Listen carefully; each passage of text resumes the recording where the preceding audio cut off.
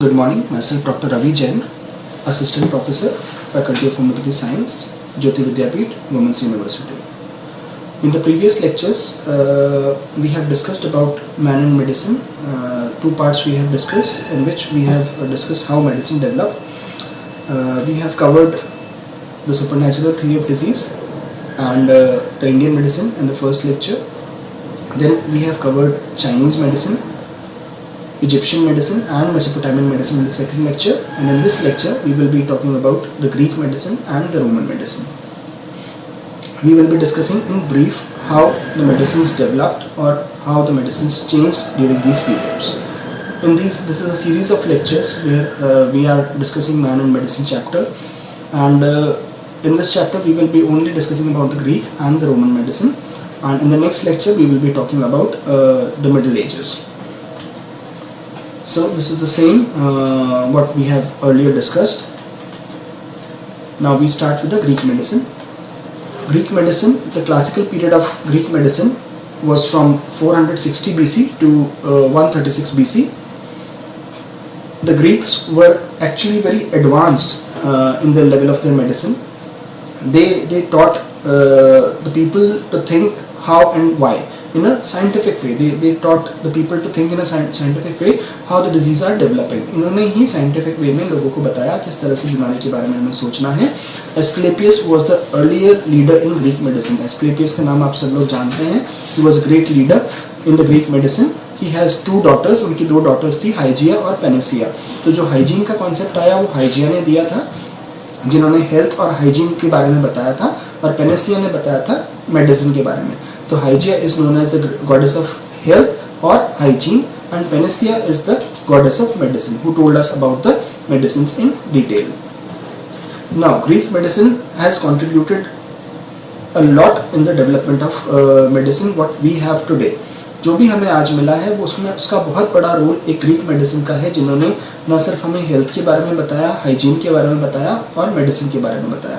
इन्होंने ही बताया कि किस तरह से डिजीज़ डेवलप होती है. क्लोज ऑब्जर्वेशन से उन्होंने कॉजेस को ढूंढा और उसके ट्रीटमेंट को बताया. तो ग्रीक्स का एक बहुत इंपॉर्टेंट रोल है आज जो भी हम मेडिसिन देखते हैं उसके डेवलपमेंट में.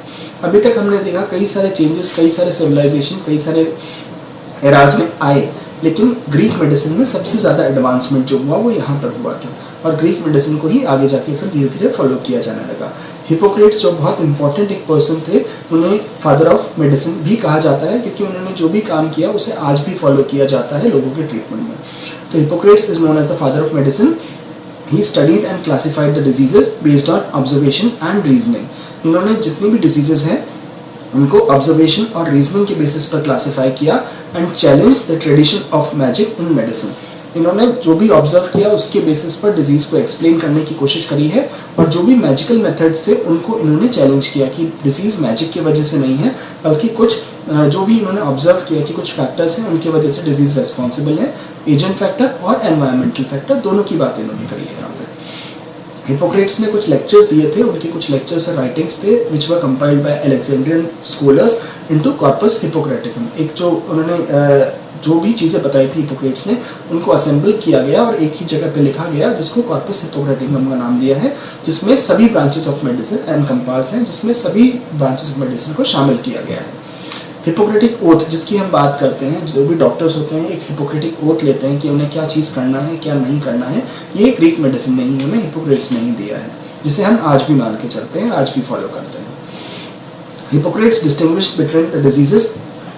उन्होंने हिपोक्रेट्स ने डिस्टिंग्विश किया डिजीजेस के बारे में, कौन सी एपिडेमिक है और कौन सी एंडेमिक है. एपिडेमिक वो डिजीजेस होती हैं जो एक ही टाइम पे बहुत सारी जगह पर बहुत सारे लोगों को इफेक्ट करते हैं, और एंडेमिक वो डिजीजेस होती हैं जो एक ही पर्टिकुलर एरिया में बहुत सारे लोगों को इफेक्ट करते हैं. तो हिपोक्रेट्स ही वो ऐसे इंसान थे जिन्होंने पहली बार इन डिजीजेस के बारे में बताया कि कौन सी एपिडेमिक डिजीज होती है, कौन सी एंडेमिक डिजीज होती है. इन्होंने ऑब्जर्व किया और उसके बेसिस पे कंक्लूजन निकाला. He studied such things as climate, water and clothing, diet, habits of eating and drinking that affect they had in producing disease. इन्होंने न सिर्फ एजेंट्स के बारे में बताया बल्कि इसके अलावा और भी जो भी फैक्टर्स होते हैं जो कि एक डिजीज़ के लिए रिस्पॉन्सिबल हैं, उन सब चीज़ों के बारे में इन्होंने बताया था. इन्होंने क्लाइमेट का रोल बताया डिजीज़ डेवलपमेंट में, इन्होंने वाटर का रोल बताया, क्लोथिंग का रोल बताया कि अगर आप गंदे कपड़े वगैरह रहते हैं तो उससे भी कई डिजीजेस होती हैं. खाना, डाइट के बारे में बताया, अच्छा खाएंगे अच्छा रहेंगे, अच्छा नहीं खाएंगे, प्रॉपर डाइट नहीं लेंगे, बीमारियाँ होंगी. किस तरह की ईटिंग हैबिट्स आपकी रहती है, ड्रिंकिंग हैबिट्स रहती है, उससे भी कई सारी डिजीजेस होती हैं. उन सब चीज़ों के बारे में हिपोक्रेट्स ने बताया था और उनका क्या इफेक्ट होता है हेल्थ पर, इन चीज़ों के बारे में भी बताया था, किस तरह से वो डिजीज़ डेवलप करती है. उन्होंने एक बुक भी लिखी थी on air, water and places, जो कि एक बहुत इंपॉर्टेंट बुक है जिसमें इन चीज़ों के बारे में डिटेल से बताया हुआ है, हेल्थ और हाइजीन के बारे में. The Greeks gave a new direction to the medical thought. इन्होंने पूरे मेडिकल थॉट को ही एक नया डायरेक्शन दिया. They rejected the supernatural theory of disease, जिसको हमने पहले लेक्चर में डिस्कस किया था. इन्होंने supernatural theory of disease को, कि डिजीजेस जो होती हैं वो किसी अदृश्य ताकत, भगवान या अभिशाप की वजह से होती है, उस चीज़ को इन्होंने रिजेक्ट किया और बोला नहीं, ये सब चीज़ें सही नहीं है. Looked upon the disease as the natural process. उन्होंने कहा कि जो डिजीज़ है that is a natural process, जिसकी वजह से डिजीज़ होती है और उसको उसी तरह से ठीक किया जाना चाहिए. They gave the concept of four humors. जैसे हमने आयुर्वेदा में त्रिदोषा की बात की थी, चाइनीज में यिन यांग की बात की थी, उसी तरह से ग्रीक्स ने फोर ह्यूमर्स का कॉन्सेप्ट दिया था, जिसमें फ्लेगम आता है, येलो बाइल है, ब्लड है और ब्लैक बाइल है. ठीक है, ये बिल्कुल सिमिलर होता है त्रिदोषा और यिन यांग की थ्योरी से. मतलब ये चारों अगर बैलेंस्ड कंडीशन में रहेंगे तो इंडिविजुअल हेल्दी रहेगा, और अगर ये चीज़ें बैलेंस्ड कंडीशन में नहीं रहेंगी तो इसके वजह से डिजीज होगी, जो कि उनके अनबैलेंस स्टेट को बताती है. The glorious Greek civilization fell into the decay and was succeeded by Roman civilization. Greek के बाद में रोमन सिविलाइजेशन आई है, जिसके बारे में हम अब नेक्स्ट बात करेंगे. Roman medicine. ठीक है, रोमन मेडिसिन ग्रीक के बाद आई थी. इन्होंने बहुत सारा जो पोर्शन है इनका वो ग्रीक से ही लिया था. हेल्थ मेडिसिन के बारे में इन्होंने बहुत सारा कॉन्सेप्ट ग्रीक से लिया था, लेकिन इसके अलावा इन्होंने हेल्थ सैनिटेशन को भी बहुत ज़्यादा इंपॉर्टेंस दी थी. The Romans borrowed their medicine largely from the Greek whom they have conquered. Romans ने ग्रीक को कॉन्कर किया और उनकी मेडिसिन को इन्होंने अपना लिया. इन्होंने जो भी डेवलपमेंट किया था, एडवांसमेंट किया था मेडिसिन में, उन सबको रोमन्स ने एक्वायर कर लिया. The politics of the world became Roman. जो पॉलिटिक्स थी वो तो रोमन रही, लेकिन मेडिसिन ग्रीक चलती रही. रोमन्स ने कैप्चर किया ग्रीक को, तो जो भी उनका पॉलिटिक्स था उन सबको रोमन्स ने कॉन्कर कर लिया, लेकिन जो मेडिसिन थी वो उन्होंने ऐसे के ऐसे ही एक्सेप्ट कर ली, क्योंकि वो बहुत ज़्यादा एडवांस थी, बहुत ज़्यादा सही थी. Romans were more practical minded people than the Greek. लेकिन रोमन्स जो भी थे वो बहुत ज़्यादा प्रैक्टिकल थे. उन्होंने सब चीज़ें अच्छी एक्सेप्ट करी, लेकिन जो चीज़ जिसमें कमी थी उसको और अपने से खुद से डेवलप उन्होंने किया. दे हैड कीन सेंस ऑफ सैनिटेशन, जिसकी बात हिपोक्रेट्स ने की थी एयर, वाटर और प्लेसेस में, उसी को आगे बढ़ाया रोमन्स ने. उन्होंने बताया कि सैनिटेशन का बहुत एक इम्पॉर्टेंट रोल रहता है किसी भी डिजीज़ के डेवलपमेंट में. उन्होंने इन सब चीज़ों का बहुत ध्यान रखा कि ये सब चीज़ों को कंट्रोल रखा जाए बीमारियाँ फैलने से रोकने के लिए. They developed baths, sewers and aqueduct. इन्होंने तीन चीज़ें डेवलप करी. एक पब्लिक बाथ्स इन्होंने बताया जहाँ पर लोग आके नहा सकते थे.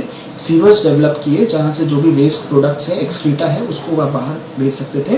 एंड एक्वेडक्ट थे साफ पानी के का मेथड था, जिससे कि कहीं से भी साफ पानी को लोगों तक पहुँचाया जा सकता है. तो इन्होंने तीनों चीज़ें डेवलप करी है. इन्होंने बाथ्स को डेवलप किया, इन्होंने सीवर्स को डेवलप किया, और इन्होंने एक्वेडक्ट जहाँ से कि साफ पानी मिलता हो उस चीज़ को डेवलप किया, ताकि लोगों को बीमारियों से बचाया जा सके. तो इन्होंने हेल्थ और सैनिटेशन पर बहुत ज़्यादा इंपॉर्टेंस रोमन्स ने दी थी. They made fine roads throughout the empire. उन्होंने ना सिर्फ ये किया बल्कि अपने पूरे एम्पायर में बहुत ही अच्छी, बहुत ही शानदार रोड्स का निर्माण किया, ताकि लोग एक जगह से दूसरी जगह आराम से जा सकें. Brought pure water to all their cities through aqueduct. जो भी साफ पानी है उसे सब लोगों तक उन्होंने पहुँचाया एक्वेडक्ट के जरिए. Drain the marshes to combat malaria. जहाँ पर भी पानी इकट्ठा होता था, गंदा पानी रहता था, उन सबको उन्होंने ड्रेन किया, ताकि जो पानी है, जो मलेरिया या इस तरह की वाटर बॉर्न डिजीजेस हैं वो नहीं हो. दे बिल्ड सीवेज सिस्टम, ताकि जो भी फीको ओरल रूट के थ्रू जो भी बीमारियां फैलती है वो सब नहीं फैल सकें. उसके लिए उन्होंने सीवेज सिस्टम को डेवलप किया. And established hospitals for the sick. ना सिर्फ उन्होंने ये किया बल्कि पुराने जो बीमार लोग हैं उनको ट्रीटमेंट करने के लिए भी उन्होंने हॉस्पिटल्स का एस्टेब्लिशमेंट किया. ऑल्दो हमने देखा है अभी तक कई सिस्टम्स में हॉस्पिटल्स का एस्टेब्लिशमेंट हुआ था, लेकिन जितना काम इन्होंने किया उतना इससे पहले नहीं देखा गया है. Galen was an important physician to the Roman empire. Marcus Aurelius. Galen ने भी बहुत इंपॉर्टेंट काम किया है रोमन मेडिसिन के अंदर। वो एक फिजिशियन थे रोमन एम्परर मार्कस ऑरेलियस के दरबार में। He made important contribution in the field of comparative anatomy and experimental physiology. इन्होंने दो चीज़ में बहुत ज़्यादा काम किया, कंपैरेटिव एनाटॉमी में, मतलब एनाटॉमी को उन्होंने कंपेयर करके बताया, और एक्सपेरिमेंटल फिजियोलॉजी, जिसमें कि वो फिजियोलॉजी में बहुत सारे एक्सपेरिमेंट किया करते थे। Gallon was far ahead of his time in his views about health and disease. Gallon भी बहुत ज़्यादा एडवांस थे अपने व्यूज़ को लेकर, जिसमें उन्होंने हेल्थ और डिजीज़ के बारे में बताया था। ही स्टेटेड, सिंस, उन्होंने ये कहा है कि since both in importance and time health precedes disease, मतलब डिजीज़ जो हेल्थ होती है वो इम्पोर्टेंस में भी और टाइम में भी बीमारी से पहले चलती है। मतलब पहले हेल्दी होता है इंडिविजुअल और उसके बाद में बीमार पड़ता है, और जो इम्पोर्टेंस भी आपको देनी है तो आप हेल्दी को ज़्यादा इंपॉर्टेंस देते हो और डिजीज़ को कम देते हो। सो उन्होंने कहा both importance and time, health precedes the disease. So we ought to consider first how health may be preserved and then how one may be best cure the disease. तो इन्होंने कहा कि पहले तो आपको इम्पोर्टेंस देनी है, किस तरह से आप हेल्थ को मेंटेन रखते हो, उसके बाद में आप जो है जो डिजीज़ है उनको ठीक करने के बारे में सोचें। तो अगर, क्योंकि हेल्थ पहले रहती है, अगर आपने हेल्दी कंडीशन में मेंटेन रखी तो आदमी बीमार नहीं पड़ेगा, उसको तकलीफ नहीं होगी। तो इन्होंने हेल्थ को और उसकी मेंटेनेंस को बहुत ज़्यादा इंपॉर्टेंस दी थी in respect to the disease condition. Galen ने 3 फैक्टर्स को ऑब्जर्व किया कि डिजीजेस 3 फैक्टर्स की वजह से होती है: predisposing factors, exciting factors and environmental factors. Predisposing factors मतलब जो भी फैक्टर्स बीमार होने से पहले की कंडीशंस होती है, that is predisposing factor. Exciting factor वो होती है कि जिसके कांटेक्ट में आने की वजह से इंसान बीमार पड़ता है, और एनवायरमेंटल फैक्टर्स वो फैक्टर्स जो किसी भी इंसान के सराउंडिंग में रहते हैं और वो उसकी डिजीज के लिए रेस्पॉन्सिबल होते हैं।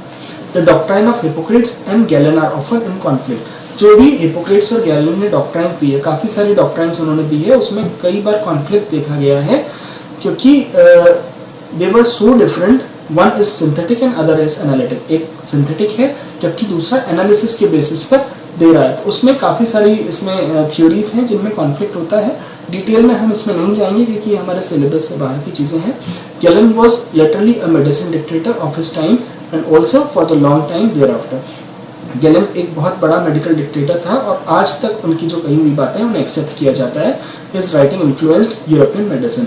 इनकी जो राइटिंग थी उसका बहुत ज़्यादा इन्फ्लुएंस यूरोपियन मेडिसिन में देखने को मिला है।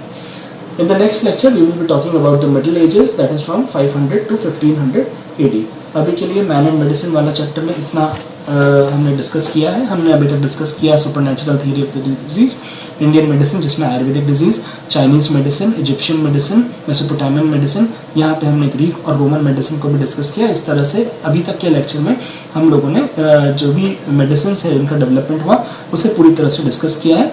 नाउ मिडिल एजेस या डार्क एजेस की हम बात करेंगे अगले लेक्चर में। Thank you.